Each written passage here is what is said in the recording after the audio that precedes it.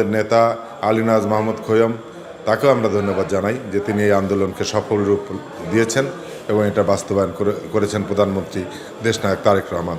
আবারও তারেক রহমানকে ধন্যবাদ জানিয়ে আমি রাজবাড়ীবাসীর পক্ষ থেকে আবারও কৃতজ্ঞতা জানিয়ে আমি আমার বক্তব্য শেষ করছি।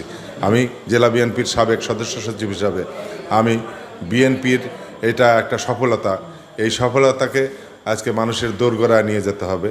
এই আমরা বিএনপির যে মানুষের জন্য করে, মানুষের জন্য কাজ করে, চিন্তা করে, এটার বাস্তবায়ন, এটা প্রতিফলন এই আজকে একনেক বৈঠকে প্রতিফলন ঘটল। জিয়ার যোগ্য সন্তান, খালেদা জিয়ার যোগ্য সন্তান আমাদের নেতা তারেক রহমানকে আমরা রাজবাড়ির পক্ষ থেকে ধন্যবাদ জানাচ্ছি এবং একই সঙ্গে এই পদ্মা ব্যারেজ এবং পদ্মা সেতু বাস্তবায়ন কমিটির আহ্বায়ক যিনি রাজবাড়ির সন্তান আলীনাজ মাহমুদ খোয়মকে আমরা ধন্যবাদ জানাই।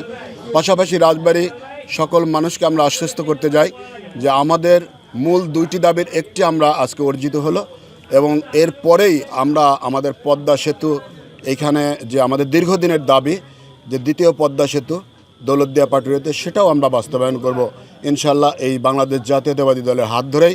এবং আমাদের দেশনেত্রী বেগম খালেদা জিয়াও প্রতিশ্রুতি দিয়েছিলেন আজকে তারই সন্তান আগামী দিনে দেশনায়ক তারেক রহমান বাংলাদেশের প্রধানমন্ত্রী, ওনার হাত ধরেই বাস্তবায়িত হবে।